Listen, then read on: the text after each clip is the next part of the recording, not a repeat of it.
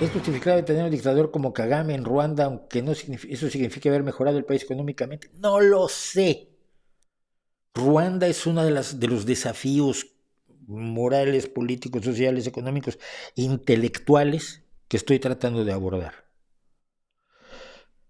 Obviamente estoy en contra de que haya una dictadura, pero estoy a favor de mucho de lo que está pasando. Hoy precisamente yo comentaba, hay una serie de hipotecas.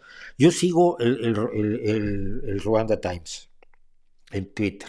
Estoy informado de lo que pasa en Ruanda porque necesito tomar una decisión, llegar a una conclusión y no he llegado.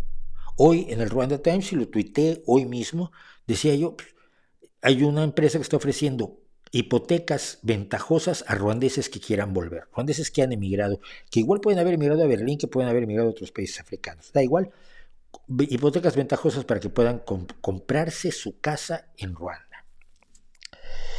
Entonces, no lo sé, y tomar posición sin tener todos los datos me parecería injusto y me parecería innoble incluso. Vivo con un problema que es, para mí Ruanda es un gran problema. Ruanda es un lugar donde hubo una horrible masacre y donde se ha conseguido una cierta reconciliación entre los dos grupos, el que masacró a 1 millón de los del otro grupo y los del grupo victimizado, perdón. Es un lugar donde las mujeres tienen una representación enorme, es uno de los países con mayor igualdad de género, es un país seguro, es un país con proyecto, pero es un país con un dictador que comete las atrocidades que cometen todos los dictadores, no con mano tan dura, pero con la mano dura de un dictador, que no sé cómo está preparando además su sucesión. Entonces, no lo sé. Decía yo en el principio esto, hay que saber decir no sé. Sería muy fácil decir yo, bueno, no, el dictador no importa, lo que importa son los resultados.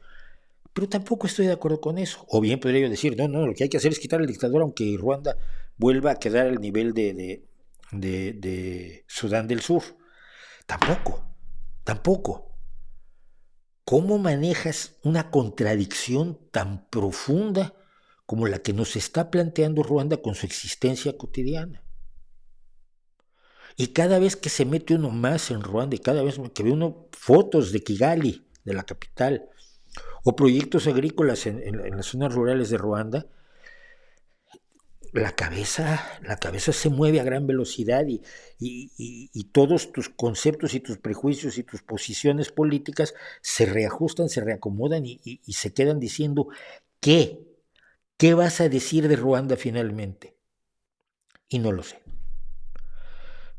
Adoro al país, adoro a cualquier país capaz de reconciliarse. Vivo en un país que está peleando la guerra civil de 1936-39 todos los días hoy, que es España.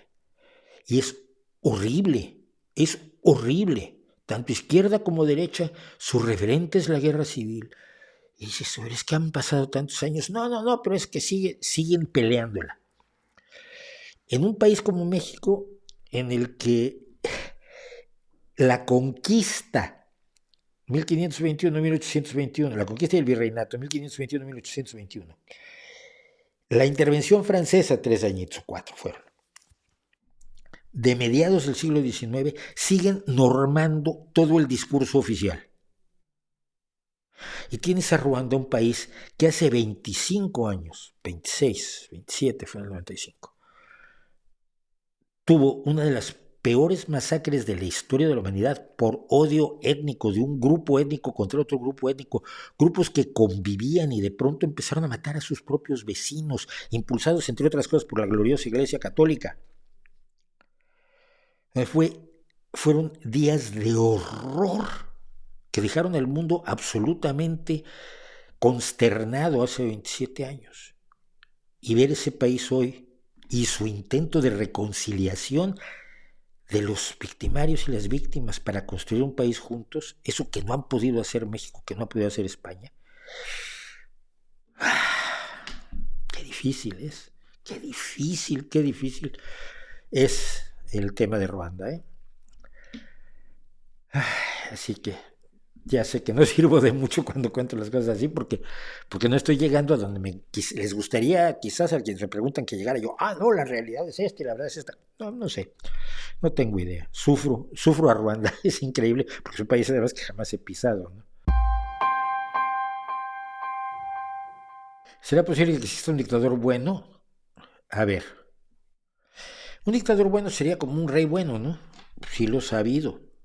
El problema es que no tienes forma de hacer seguimiento, no tienes forma de perpetuar tus acciones. Cuando el poder es absoluto, tú puedes ser buenísima persona, el tío más guay y lindo del mundo, y te la dan de rey absoluto. Y puedes hacer todo lo bueno que quieras. Estarás rodeado de gente que no le gusta, pero puedes hacer todo lo bueno que quieras. Sí, sí es posible que haya un dictador bueno. El problema es que cuando muera va a tomar el poder absoluto otro que puede opinar exactamente y que muy probablemente opine lo mismo, porque ya hemos hablado y todo esto se sabe. Cuando le das el poder absoluto a alguien, le das la oportunidad de comportarse como una bestia. Entonces, no me... El que exista la posibilidad de un dictador bueno, y Kagame es bueno en ciertas cosas, pero en otras no. El que exista la posibilidad de un rey bueno no consagra a la institución, porque la institución es tóxica de origen. La concentración excesiva de poder en un individuo sin contrapesos, sin transparencia, sin proyecto a largo plazo, sin otros a su alrededor que crean lo mismo y que den continuidad al proyecto, hace que no sirva de mucho. Sirve, claro, en el momento, pero la idea es poder mantener esas creencias. Ese es el problema que ha habido con los reyes, que se han preocupado por su población, que sí lo ha habido. Pero si el siguiente rey sale y me dijo, puta, no hay nada que hacer. No te puedes deshacer de él, y en democracia tienes la ventaja que te puedes deshacer de aquel que metiste la pata, caso López Obrador, por ejemplo.